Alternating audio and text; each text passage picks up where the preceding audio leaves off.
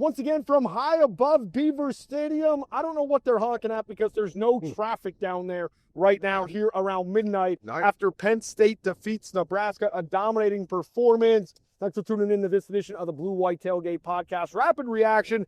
Frank Bonanni, the York Daily Record. Mike Gross at the Gross Rational Products. Frank, start with you because you are the man in the arena. You are the man in the middle right now. Just an absolute dominating performance. We said last week this is what we thought Penn State would look like. This truly was what we thought Penn State would look like on both sides of the football here tonight. Yeah, it was a long time coming. I think this is what, in a lot of ways, Penn State fans envisioned at the beginning of the season, is that you have an opponent that you know you can dominate up front and you just simplify and do it. Both sides of the ball. Like, it looked easy. And yet it took 2.5 months for us to find it, for us to see it. And it's without the head coach. It's without the star quarterback. And yet Penn State looks like a team. I mean, Terry Smith said it after the game, like, we're a team now. And I guess better late than never because they're trying to salvage something of a season that's still kind of hard to wrap your head around. It's kind of going to be hard after, everything falls, how to encapsulate what this season is, because on one hand, it's a failure. On the other side, it's like it's coming around to like a beautiful redemption story. One of those being is you have the all-time touchdown leader at Penn State in Nick Singleton, Mike, and then you have, said here today, and then you have Kaytron Allen, who is top. Penn State produces running backs. We know that. And he's the best of all time when it comes to career rushing yards. Yeah, Kaytron Allen might be an All-American. I mean, this Jeremiah Smith, the guy for Notre Dame, might be the best running back in the country, but Kaytron isn't far behind, and he's had an unbelievable year. But the big deal today on the field is the offensive line. I mean, they just were at another level to me today. In fact, I thought there were some plays that were so well blocked that they could have got more out of them than they did. Where was that in September? Where was that in October? If you're a Penn State fan, you're wondering, and I don't know. But that was the dominant thing to me. That's the thing that blew me away. For everything going on tonight, the fans chanting Terry Smith, the players holding up signs saying hire Terry Smith, like that kind of almost overtakes everything. It does. As Penn State's looking for a new coach, and the guy that played here, the guy that's coached here for a dozen years, the guy who I think nationally no one is thinking has any chance for this job, they're supporting him. The stadium is chanting Terry.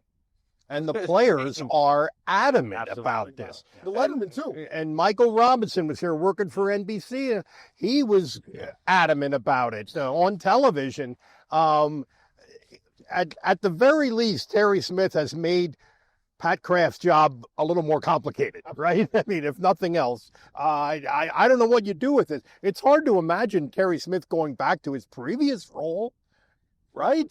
That's hard to imagine now. It's amazing. It's almost all or nothing in a sense. It's feeling like that every week. It really does. Like there's almost especially tonight to me. Yeah, it's amazing. It's amazing. This was an amazing night.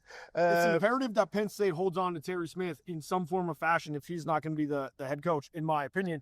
The big uglies, the guys that walk around in the mask and jersey and dress up, they had a sign. They came prepared. It was laminated. Pat Kraft, they opened it right behind Pat Kraft. I was there. Pat Kraft turned around and he was looking at it and then was leading into his inner circle down there. And I kind of got the feeling he was a little bit uncomfortable with it. I'm telling you, if they beat Indiana, then the national storyline picks us. That's a really good point. Mm-hmm. If they would have beaten them, then I think you hear it from beyond here.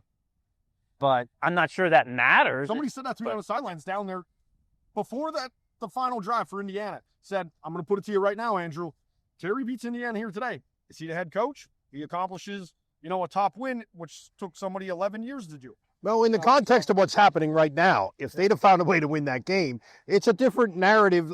Well, Frank said it right. I mean, it goes a little bit beyond Happy Valley and becomes a little bit more of a national thing. It's crazy. We kind of thought they were playing out the string, and in a sense they are, but in another sense, man, there's a whole nother narrative here that's going on that's really interesting and really. It's going to take a while to really put all this in perspective, I think, beyond just tonight or. But we're going to walk inside that door and start doing it right now. We're going to try. And Dennis Sutton, and just a couple more points. And Dennis Sutton said, because I asked, Terry's made a point about holding the better players more accountable. Then I asked him how it does. He said, well, James Franklin did too, but then he went into how it's different. And then Dennis Sutton told us he went right up to Terry Smith when he was hiring. He said, be tough on me, hold me accountable. It's going to send a message to the rest of the younger guys. And I'm just blown away by guys like him, Dennis Sutton, saying, this is what we want, do it, be tough on us. And that just says to me, there was no playing out the string, and we kind of missed on that. We kind of missed on thinking these guys quit. The offensive line, for the second straight week, they came as a group and sat up there and in the front, and I talked to them, and they were very adamant about that. I mean, I remember Drew Shelton saying, it sends a message to the younger guys, that this is what it means to get coached. Yeah.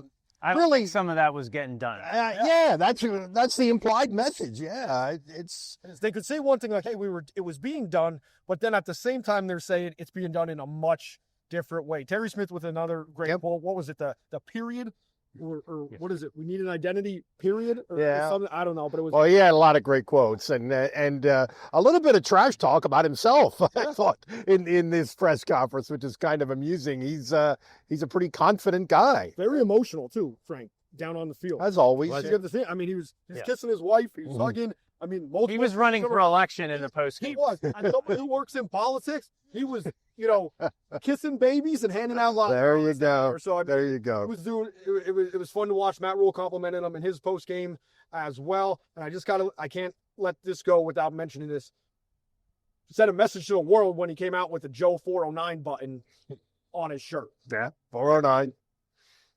That would not have flown here 4 weeks ago. And if it did, Guy Godowski tried, you got called to the principal's office with Sandy Barber. And they scored a touchdown with 4:09 left on the clock. They did. Good eyes. Good eyes, mine.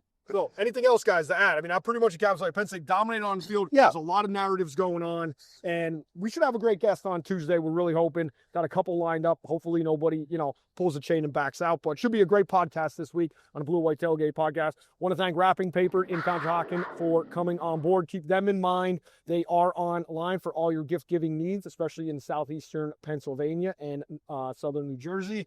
Guys, that's it. From high above Beaver Stadium, Penn State, 1 win away from bowl eligibility. They take on Rutgers. A great senior day here for the seniors on this Penn State Nittany Lions team. And a pretty charged Beaver Stadium, even though the students only showed up about 20%. That does it. We'll see you on Tuesday.